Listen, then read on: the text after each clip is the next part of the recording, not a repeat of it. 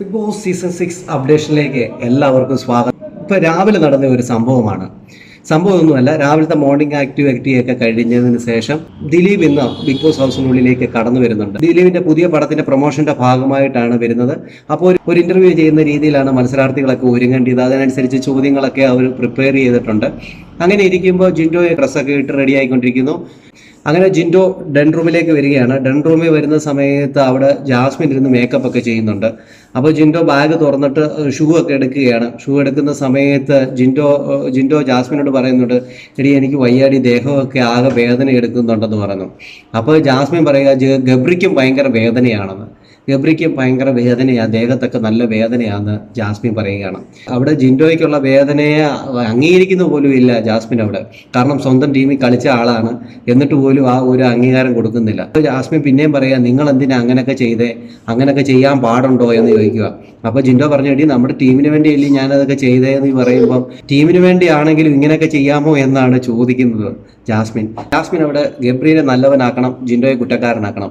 അത് തന്നെയാണ് ജാസ്മിൻ അവിടെ നോക്കുന്നത്. അത് കഴിഞ്ഞിട്ട് ജാസ്മിൻ പറയുന്നുണ്ട്, നിങ്ങൾ ശരണ്യ ചേച്ചിയെ അങ്ങനെ പിടിച്ചില്ല, ശരണ്യ ചേച്ചിയുടെ മുടിയെ കയറി അങ്ങനത്തെ രീതിയിലേക്ക്. അപ്പോൾ ജിൻഡോ പറയുന്നുണ്ട്, ഞാൻ അങ്ങനെ പിടിച്ചിട്ടൊന്നുമില്ല. അങ്ങ് പറയുമ്പോൾ അതിനെ ന്യായീകരിച്ചുകൊണ്ട് അതിനെ കുറ്റപ്പെടുത്തിക്കൊണ്ടാണ് പിന്നെയും ജാസ്മിൻ അവിടെ സംസാരിച്ചുകൊണ്ടിരിക്കുന്നത്. ജാസ്മിൻ ഇപ്പോൾ എന്താണെന്ന് വെച്ചാൽ കറക്റ്റ് പറഞ്ഞു കഴിഞ്ഞാൽ ഗബ്രിയെ സപ്പോർട്ട് ചെയ്യണം. ഗബ്രിയാണ് നല്ലവൻ. ഗബ്രിയുടെ ദേഹത്തൊക്കെ ഭയങ്കര വേദന. അതേപോലെ ഗബ്രിക്ക് എന്ത് വേദന?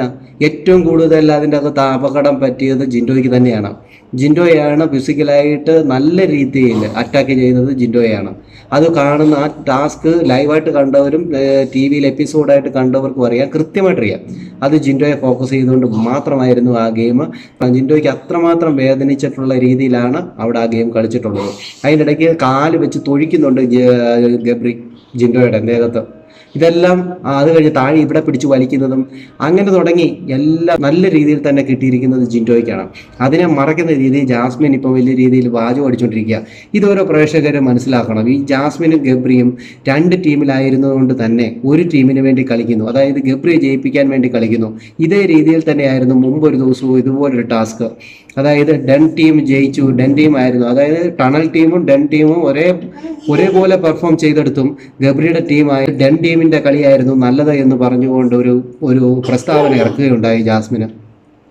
അന്ന് തന്നെ നമുക്ക് മനസ്സിലാക്കാൻ പറ്റിയിരുന്നു ജാസ്മിൻ ഒരു വള്ളത്തിലല്ല കാലി ഔട്ടുന്നത് എന്നുള്ളത്. ജാസ്മിൻ കൃത്യമായിട്ടും ഗബ്രിയെ സപ്പോർട്ട് ചെയ്തുകൊണ്ടാണ് കളിക്കുന്നത് എന്നുള്ളത് നമുക്ക് ഓരോരുത്തർക്കും അറിയാം. നിങ്ങളുടെ അഭിപ്രായം എന്താണെന്ന് കമൻറ്റ് ചെയ്യുക. കൂടുതൽ ബിഗ് ബോസിൻ്റെ അപ്ഡേഷനൊക്കെ ഈ ചാനൽ ഉണ്ടാകും. ചാനൽ സബ്സ്ക്രൈബ് ചെയ്യാൻ മറക്കല്ലേ ഗൈസ്.